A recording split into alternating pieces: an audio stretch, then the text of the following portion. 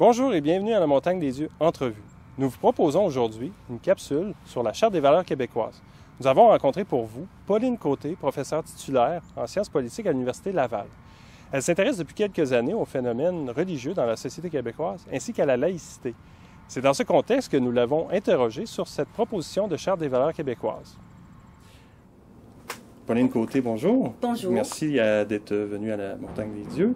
Grand plaisir. On veut vous parler aujourd'hui de la Charte des valeurs québécoises, un projet qui est proposé par le gouvernement, qui n'est pas encore tout à fait proposé en Chambre, mais qui va prendre place dans le débat public à l'automne. Et on voulait vous interroger un petit peu sur ce projet de loi-là. D'abord, on se pose la question, pourquoi le besoin d'une charte de la laïcité ou de valeurs québécoises, comme on la nomme maintenant? Est-ce qu'en ce moment, il y a une urgence d'agir à ce niveau-là? C'est-à-dire, est-ce qu'il y a beaucoup d'accommodements raisonnables ou voire déraisonnables, comme le ministre Drainville aime les appeler? Est-ce que sur le terrain, on voit qu'il y a une problématique? Est-ce qu'il y a urgence d'agir dans ce sens-là? D'abord, il faut voir, il y a plusieurs questions en une. Je vais prendre la question, d'abord celle de l'urgence ou du besoin d'agir. Il faut comprendre une chose d'abord, dire une chose tout d'abord, c'est que j'aborde cette question-là du point de vue de l'analyse des politiques publiques. J'ai examiné la question religieuse au cours de ma carrière de plusieurs points de vue, du droit, de la culture religieuse et depuis plusieurs années, j'en suis à l'analyse de ce que j'ai appelé les politiques publiques en matière religieuse, une analyse comparée. Alors, on comprend par comparaison dans l'espace et par comparaison dans le temps. Comment fonctionne le processus des politiques publiques? C'est ça qu'il faut d'abord comprendre en premier. Parce que on est en mesure de voir que des problèmes que plusieurs personnes considèrent comme des problèmes sociaux criants ou des problèmes objectifs n'arrivent pas nécessairement à l'agenda public, ne sont pas mis à l'agenda public. Tout problème criant, tout problème urgent n'arrive pas nécessairement à l'agenda public. Pourquoi? Ben, d'abord, peut-être parce qu'il n'y a pas grand-chose qu'on peut faire, mais en principe, nos gouvernements aiment bien laisser entendre qu'ils peuvent à peu près tout faire, les parlements surtout. Et là, on voit bien que le besoin, il est créé en même temps, et l'urgence est créée en même temps que l'enjeu est mis à l'agenda. Alors, les agendas publics, ce qu'on appelle l'agenda public, c'est l'ordre de priorité. Les questions, c'est ce que le gouvernement met sur la table, met à l'agenda et dit que sont les problèmes prioritaires à traiter. Et les priorités, ça change, c'est normal, c'est bousculé, parce que l'histoire, la vie politique, c'est le bruit et la fureur. Moi, j'ai beaucoup de respect pour les titulaires de charges publiques, parce que dans nos démocraties, parce que ce sont des personnes qui acceptent de faire au mieux dans le bruit et la fureur. Alors, les priorités changent, les priorités changent dans le temps et changent aussi d'ordre. Et c'est normal, il n'y a rien là de mystérieux. Et ce qui est aussi pas tellement mystérieux, et qui explique que des problèmes criants ne se retrouvent pas nécessairement à l'agenda public, c'est qu'il y a des questions difficiles, il y a des questions très difficiles à résoudre. Parfois, le public n'est pas mûr pour les traiter. Parfois, il n'y a pas de solution, pas de solution, mais de règlement évident. Parce qu'en politique, on règle, on tente de régler des problèmes. Pas de trouver des solutions définitives. Les solutions définitives, ça se trouve dans l'amour, ça se trouve dans l'art, ça se trouve dans la religion, ça se trouve ailleurs qu'en politique. En politique, on règle. On règle à un moment donné un problème. Un problème qu'on a nommé, qu'on a circonscrit, et pour lequel, donc on a identifié un problème, et pour lequel on identifie des moyens pour solutionner le problème. Et ce qui se passe souvent en politique publique, c'est que comme c'est comme c'est un processus et qu'il y a beaucoup de priorités et que beaucoup de groupes arrivent avec leurs priorités, les partis ont leurs priorités. Et quand on arrive au gouvernement, on doit gouverner pour l'ensemble de la population. Alors déjà, on doit tout réarranger ça. Et la question de la nomination du problème ou de l'enjeu, elle est très importante. Et ça aussi, ça change. Alors, il y a des... dans le domaine des politiques publiques, il y a une boutade à l'effet que, parfois, il y a des solutions qui sont en quête de problèmes. Et la laïcité au Québec, c'est vraiment l'exemple d'une solution qui est en quête de problèmes depuis une quarantaine d'années. Si on prend des publics très spécialisés et depuis peut-être une dizaine d'années pour cette portion du public qui est attentive à l'actualité et qui est, on le sait, une minorité. Alors, il y a des solutions qui sont en quête de problèmes, mais vous voyez bien, il y a des gens qui se promènent. C'est comme si on se promène avec un bagage et les gens vont de commission parlementaire, les groupes, ils font ça. C'est leur rôle. Ils vont de commission parlementaire en commission parlementaire, de débat public en débat public, avec des solutions. Souvent, la solution vient avant le problème. Et c'est le cas de la laïcité, au Canada et au Québec. L'autre chose qu'il faut, qui est utile de saisir pour comprendre la dynamique des agendas et des politiques publiques, c'est que la vie politique, ça repose sur la saisie d'opportunités. Et la saisie d'opportunités, c'est vraiment là que ça se joue. Et c'est là que quelqu'un qui est habile à sentir ou qui croit qu'il est habile à sentir l'état de l'opinion va proposer un enjeu ou va formuler un enjeu, une question à débattre ou soulever un problème d'une manière différente ou d'une manière qui paraît innovante par rapport à ce qui existe pour attirer l'attention.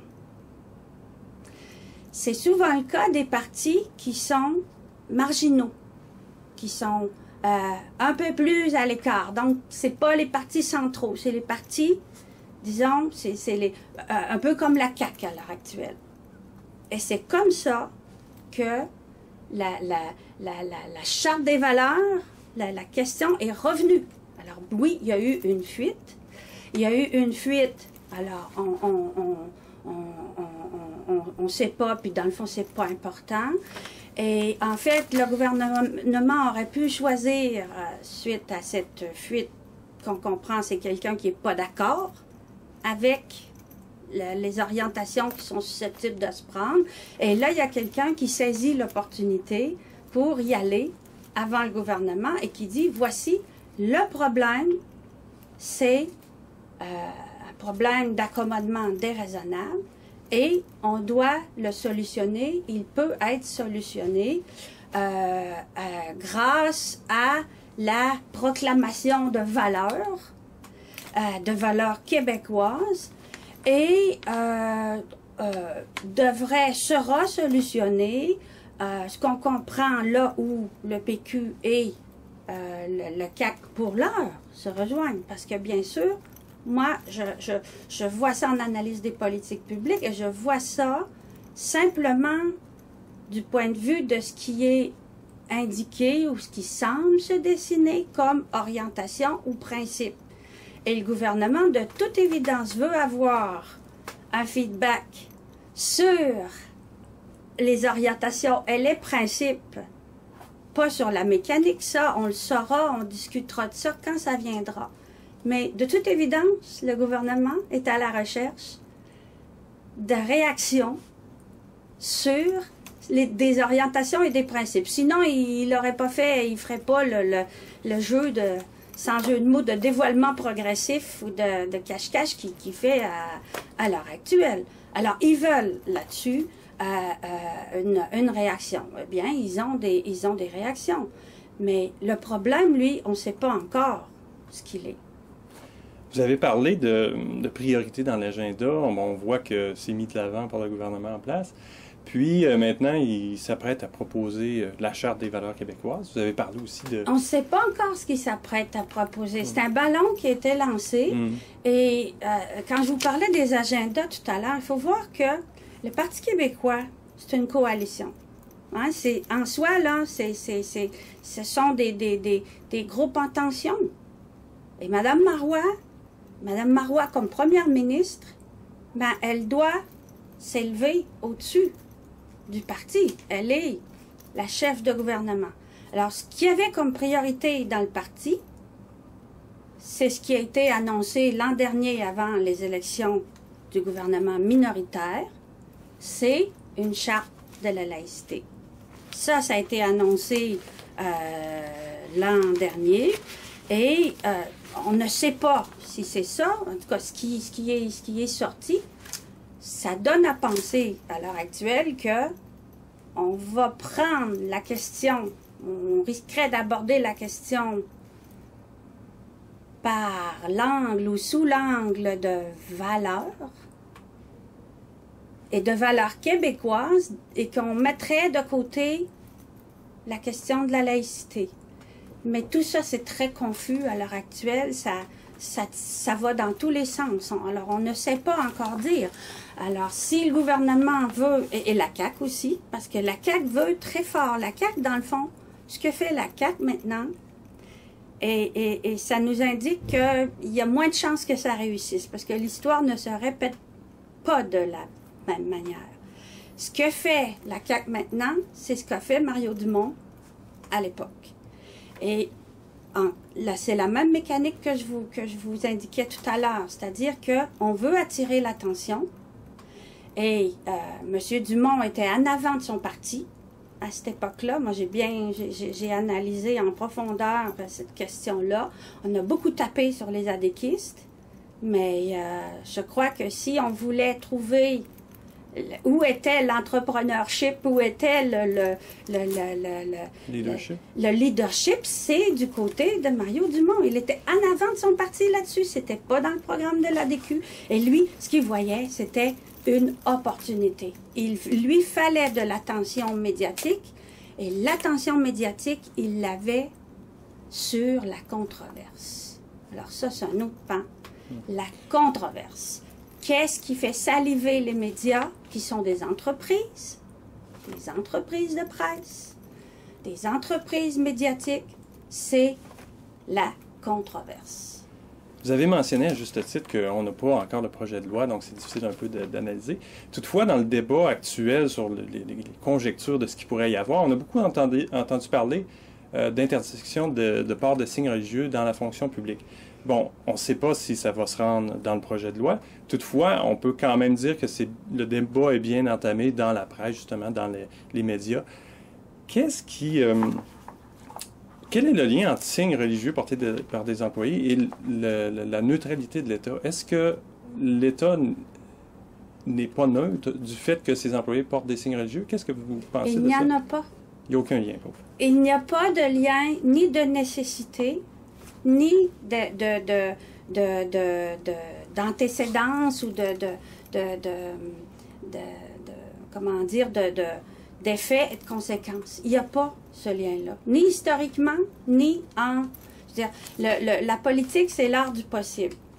Alors, on peut penser tout ce qu'on veut de ce qui est rationnel et de ce qui est logique.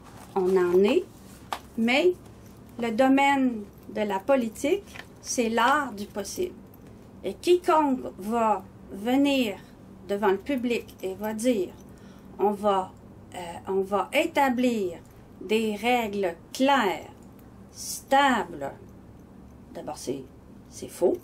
Des règles claires, stables, sur des questions qui se règlent au cas par cas.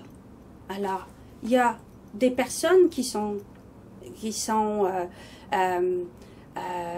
formées pour faire ça. Ce sont les juges. Alors, que les politiciens, que les personnalités politiques, que les personnalités publiques fassent leur travail, qui est celui de faire la conciliation des intérêts des uns et des autres. Et si on fait ça, oui, on peut réagir à des faits divers, parce que on est à l'affût de ce qui se passe, et les médias carburent sur les faits divers, carburent sur la controverse et carburent sur les faits divers. Mais on ne peut pas légiférer sur les faits divers. La loi, c'est un principe établi, la loi est publique et commune. On ne légifère pas sur des faits divers. Alors, c'est sûr qu'on va se sentir pressé. Et le problème, alors la question qui se pose maintenant, c'est quel est le problème? Et moi, je crois qu'il faut là-dessus donner la chance aux coureurs, à Mme Marois, à la chef du gouvernement. En ce sens que c'est au gouvernement, et le gouvernement est minoritaire, alors, mais c'est au gouvernement de fixer les priorités. Mais du moment où on nous dit que l'objectif poursuivi, c'est l'égalité entre les hommes et les femmes, on a deux choses à faire. On a une démonstration à nous faire qu'il s'agit d'un problème urgent, pressant, criant, et qu'il s'agit de ce problème-là qui se donnerait en termes de ce que surtout les femmes portent. Ça, c'est une démonstration à faire. Et à cet effet-là, je pense donc qu'il faut prendre la première ministre au mot. Si le gouvernement, et c'est ça le rôle aussi d'une analyse de politique publique, c'est d'évaluer en fonction de ce qui se fait ailleurs par comparaison et d'évaluer aussi l'adéquation des objectifs et des moyens. Alors, si Mme Marois nous dit qu'elle veut s'attaquer, son gouvernement veut s'attaquer à un problème pressant et criant qui est celui de l'égalité entre les hommes et les femmes, il y en a un problème objectif qui a été pointé du doigt par beaucoup de personnes et par des personnes en autorité. Il y a un jugement de la Cour suprême qui a été rendu en janvier dernier sur la question de la situation des conjoints de fait. Voilà une question où l'égalité entre les hommes et les femmes et les conséquences de laisser se perpétuer, de ne pas agir soit par sensibilisation, par éducation au droit, par réflexion sur les conséquences d'être conjoint de fait sans avoir réfléchi à ses droits et à ses obligations, conséquences pour tout le monde, eh bien, ça a été pointé du doigt par tout le monde. C'est un jugement qui a été rendu et où le ministre de la Justice, M. Saint-Arnaud, a dit « Le Québec va faire ses devoirs ». Si on cherche un problème objectif de l'extérieur, bien sûr, moi, je ne sais pas ce que c'est le gouvernement. Je ne suis pas dans le secret des dieux. Et franchement, je ne voudrais pas être à la place de Mme Marois.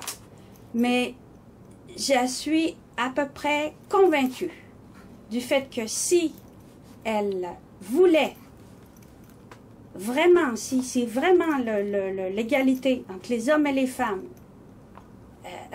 qu'elle poursuit comme objectif, voilà une question qui devrait être prioritaire. Et quand je vous disais un parti, c'est une coalition, un cabinet aussi. Et Mme Marois a dans son équipe des personnes compétentes. Alors, peut-être un peu plus sur ces questions-là, peut-être un peu plus de M. Saint-Arnaud, un peu moins de M. Drainville. Madame Pauline Côté, ça nous a fait extrêmement plaisir de vous recevoir à la Montagne des Yeux. Merci beaucoup. Merci. Voilà, c'était notre entrevue avec Pauline Côté. Merci d'avoir été des nôtres et consultez notre site Internet pour d'autres capsules. Merci et au revoir.